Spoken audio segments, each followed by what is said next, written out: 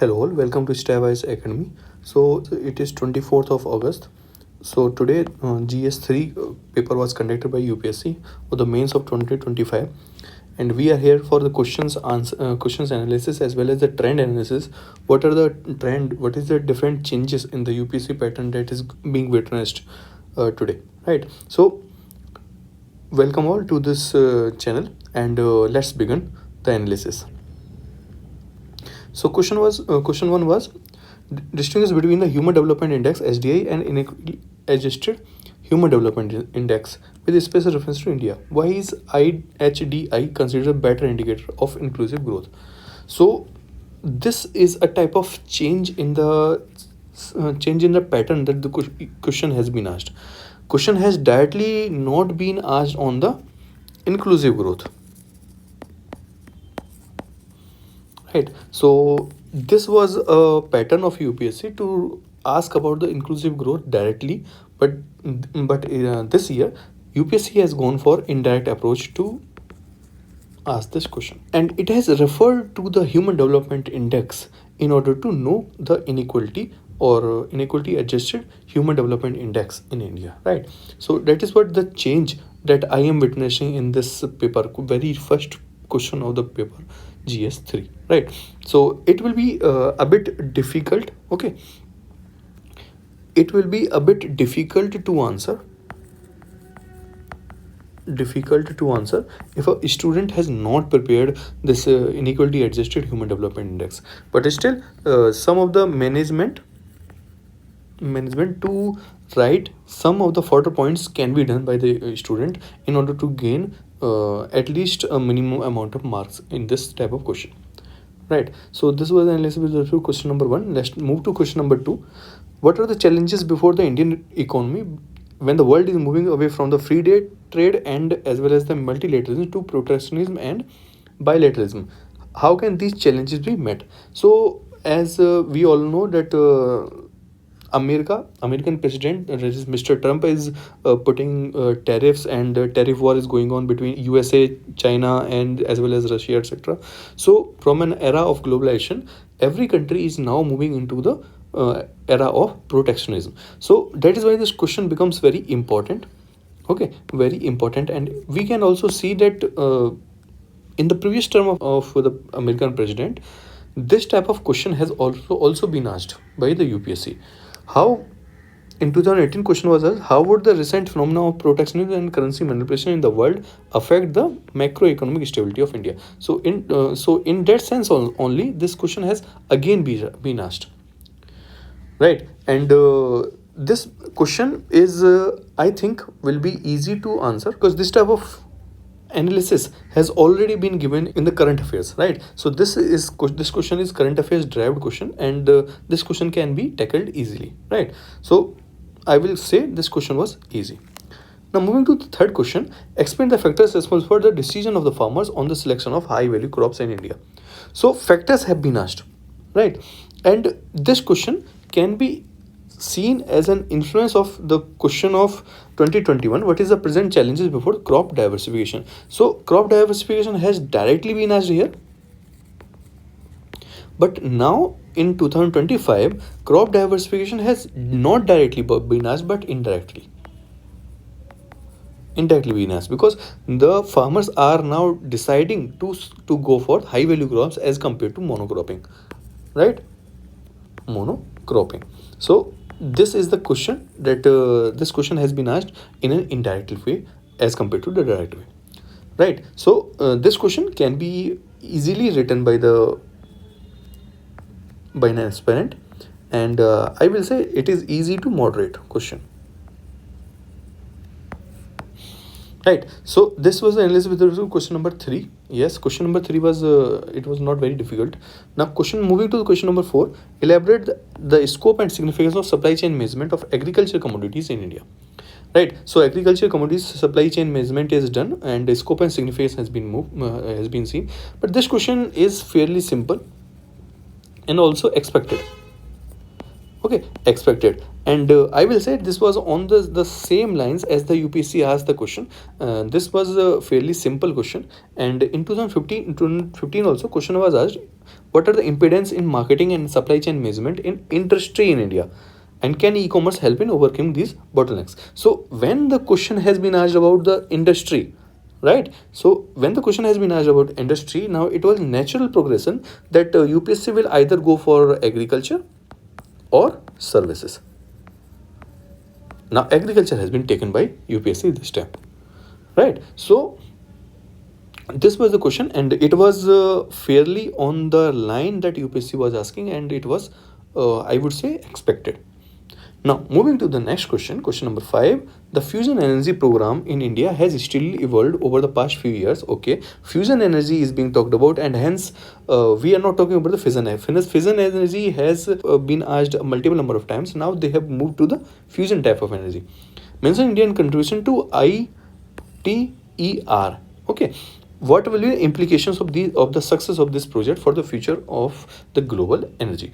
Okay, so because of the emphasis on the clean energy, right, clean energy, and also emphasis on the nuclear energy that is going on throughout the world, this question becomes very important. Not only this, India has also its programs to move towards the towards clean and nuclear energy, right? So that's why this question has been asked, right? And when we see of question from 2018 also, with growing energy needs, should India keep on expanding its nuclear energy program? And discuss the facts and fears associated with this nuclear energy. So nuclear energy is specifically been asked in 2018 also, and now this question has been gone to the fusion energy. Okay, a specific subset of the nuclear energy. So I would say this question, because a UPSC aspirant who is preparing for this UPSC exam, he has a fundamental understanding of ITER. Okay, ITER.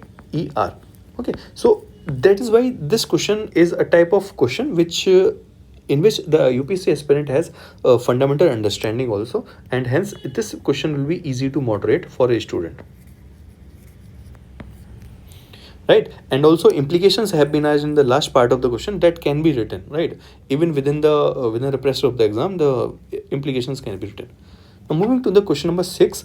How can India achieve the energy independence through clean technology by 2047? Right, okay. And how can biotechnology play a crucial role in this endeavor? So clean energy has been asked by the UPSC, and in central role of the clean energy, the central role will be played by the biotechnology, and hence this question becomes very important. Not only this, question was asked in 2023, that is previous year itself, discusses several ways in which microorganisms can help in meeting the current fuel shortage in India, right? So microorganism or talking about the biotechnology is the same. So in effect this question is same, okay, and the wordings have been changed, right? And this is the revising the questions of UPSC, right? So this question is fairly, I would say, simple, fairly simple. Now moving to the next question, question number 7. What is carbon capture, utilization and storage? Okay, what is the potential role of CCUS in tackling climate change? So because of the climate change, the emissions are very high, okay, and in order to mitigate the climate change as well as the global warming effects, carbon capture, utilization and storage, CCUS, is considered as an important initiative. The question is fairly very simple, okay, and also the potential role have been asked, okay, and there is no much hype about this question. Remains very simple and straightforward.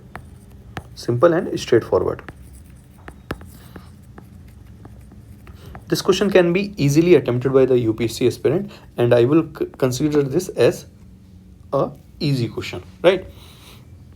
Now moving to the previous year question, in 2023 also, the adoption of electric vehicles have been asked and reducing the carbon emissions, right? So in order to reduce the carbon emissions, there is a specific focus by the Indian government as well as the throughout the world, and hence not only through the use of the electric vehicles but also utilization and storage of the carbons. So this becomes very important, and hence this question becomes a natural progression to ask for.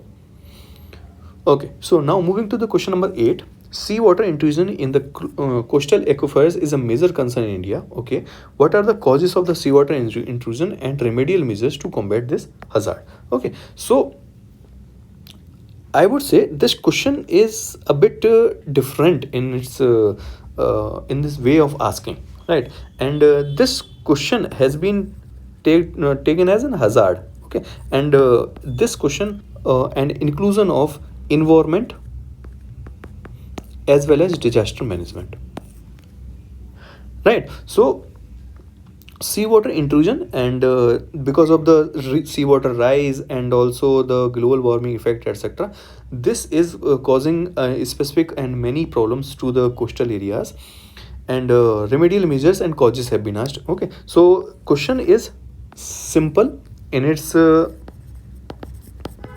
simple in to answer, but yes, this question is a bit different because this inclusion of environment as well as disaster management both have been done in this question. That is why this question is different. So in 2023 only, 2 years back, the question was asked: IPCC has predicted global sea level rise 2000, and what would be its impact on India and other countries in Indian Ocean region? So impact on India, and also impact on the coastal regions can be easily undertaken. Okay, and that is why this question becomes a type of derived question from the previous year question, right? So I would say this question is easy, straightforward, and simple to answer.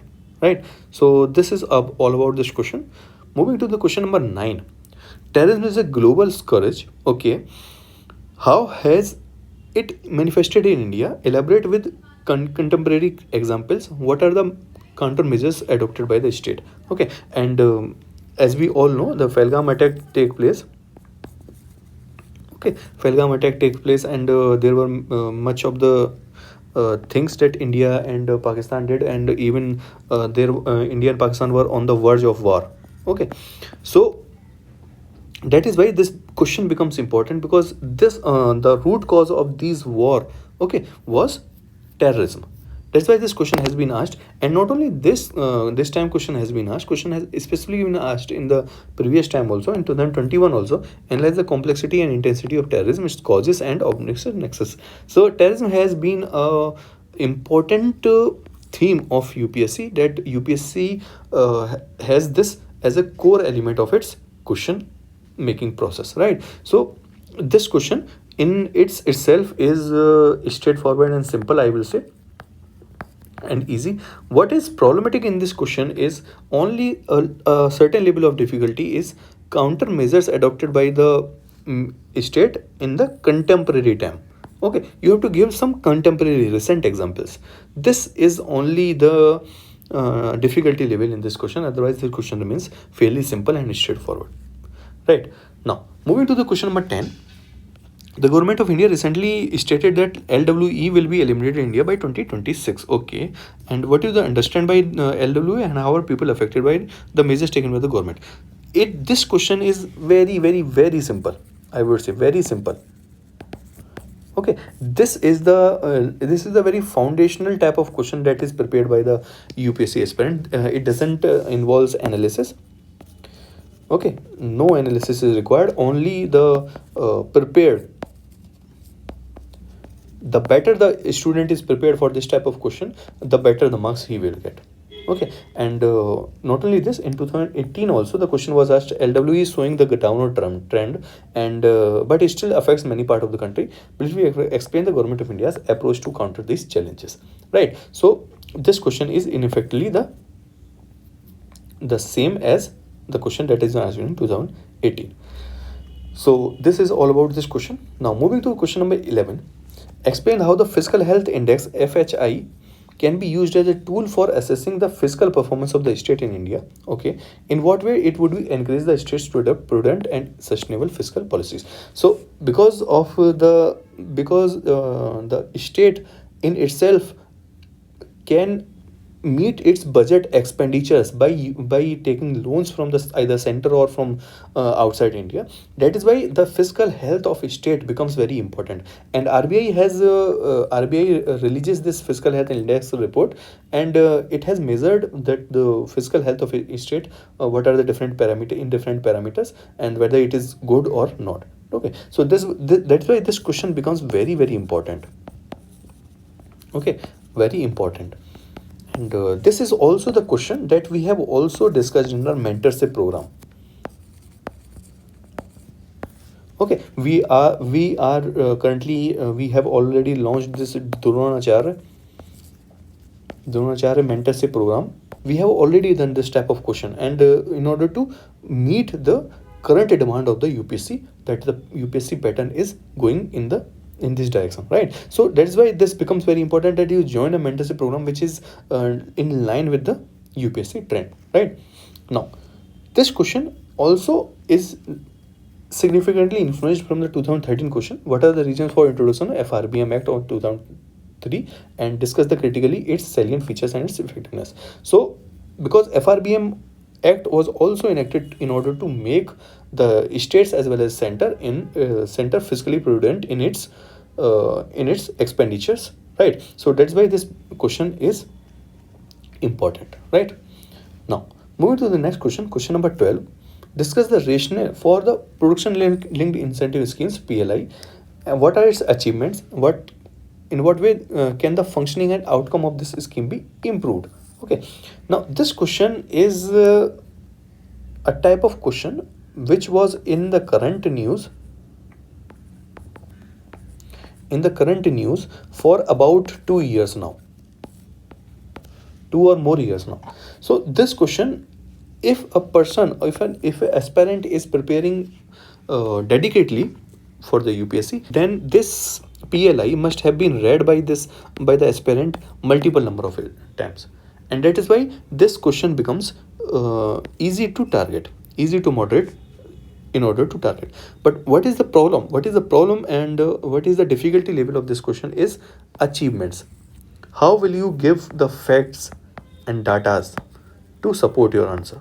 That is the only challenge to this question, right? Otherwise, this question remains fairly easy, simple, and very straightforward.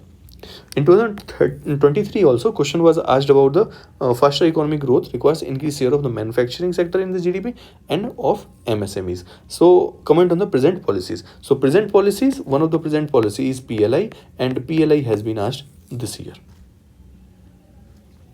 That is why this question becomes important, and PLI scheme is also launched in order to support the MSME sector also in India. Now, next question, question number 13. Examine the factors responsible for depleting groundwater in India. Okay, and what are the steps taken by the government to mitigate such depletion of groundwater?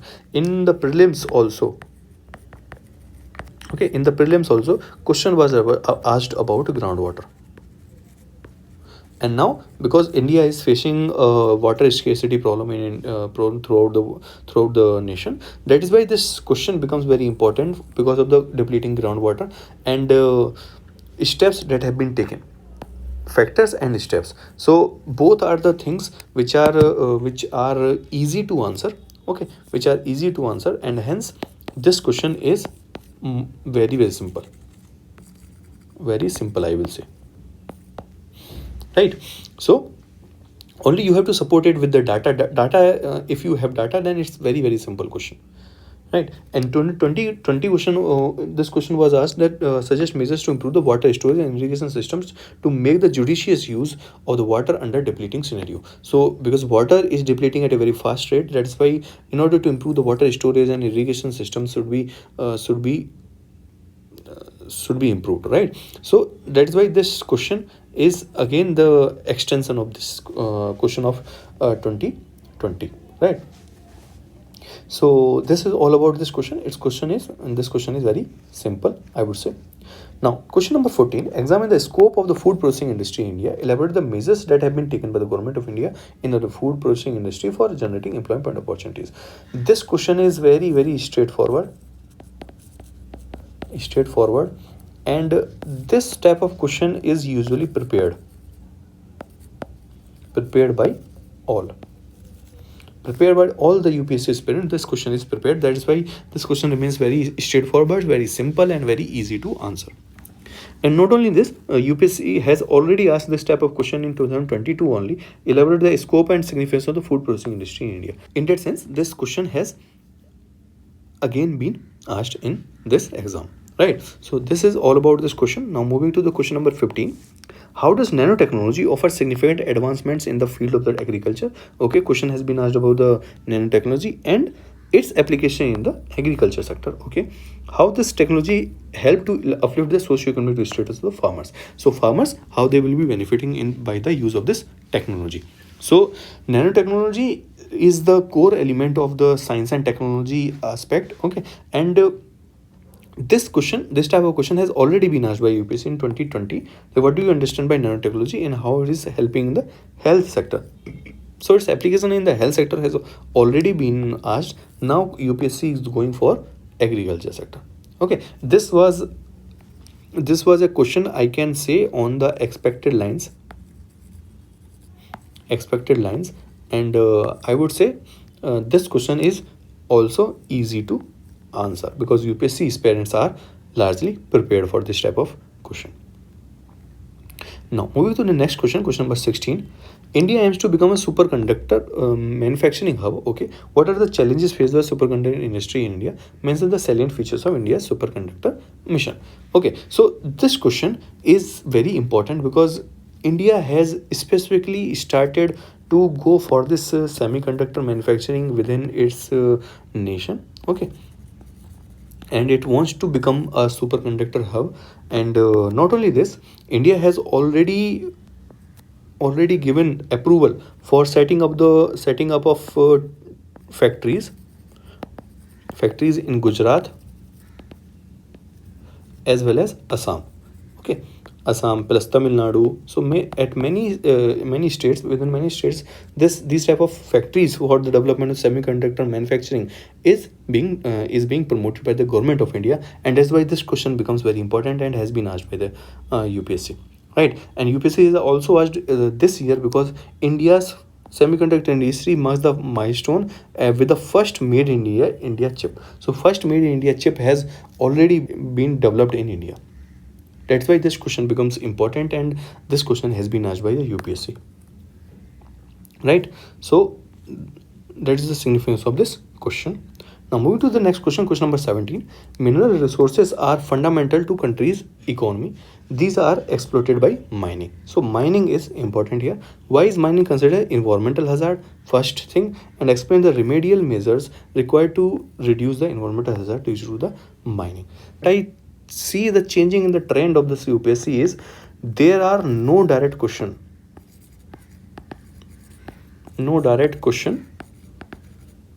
from disaster management.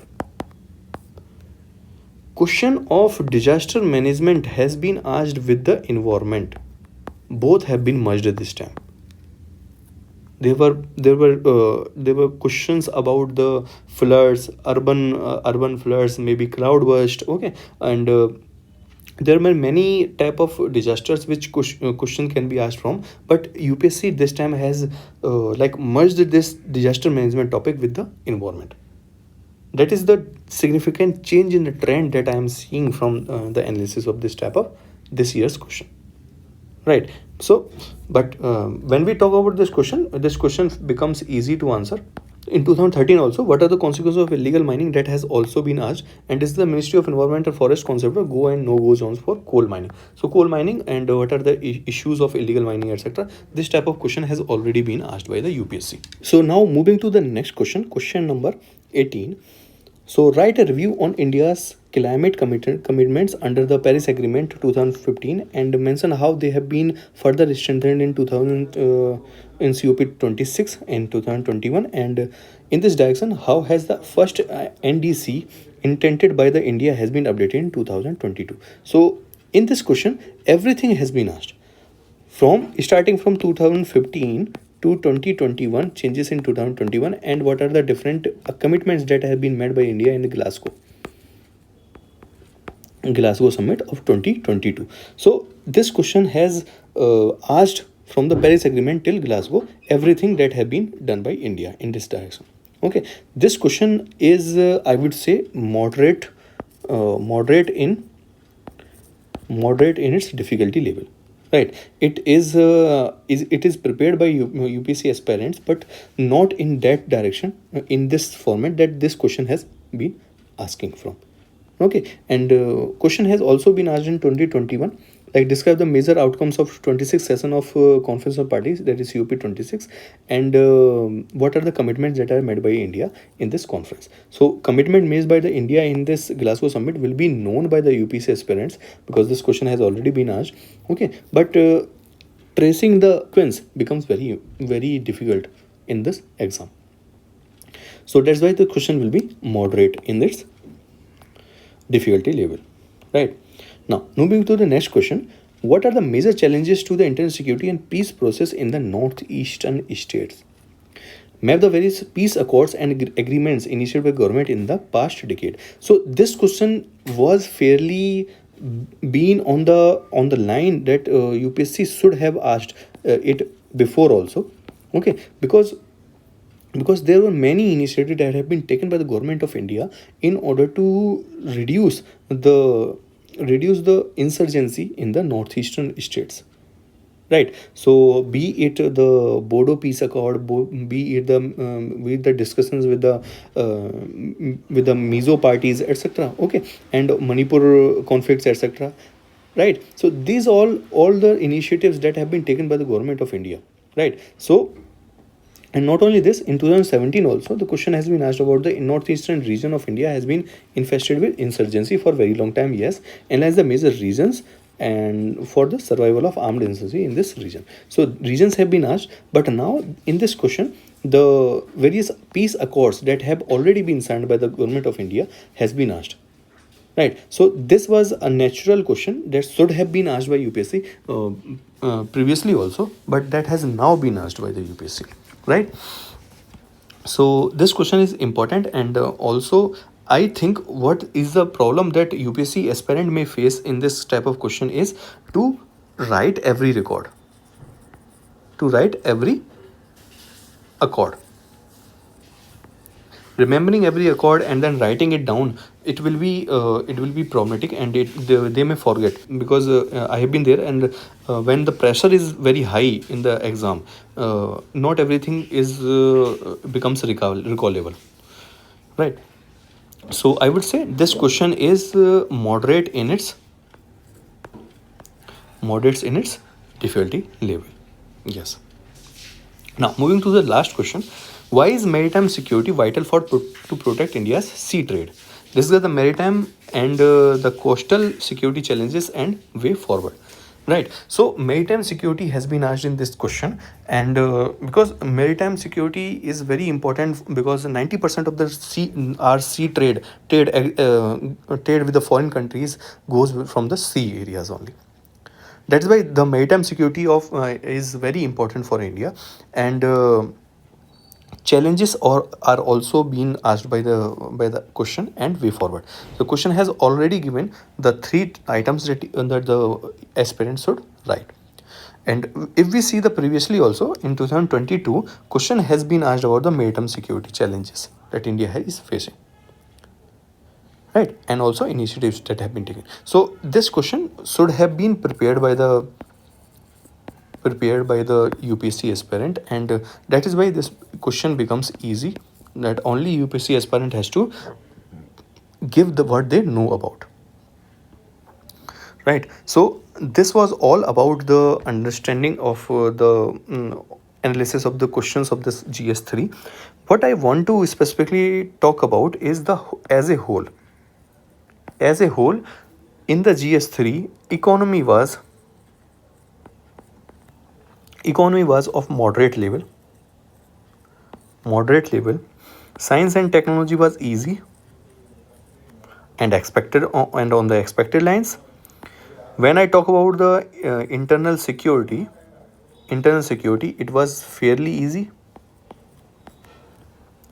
And when I talk about the environment and disaster management, this area was a bit difficult, because disaster management, direct question from disaster management has not been asked, and like environment and disaster management has been merged.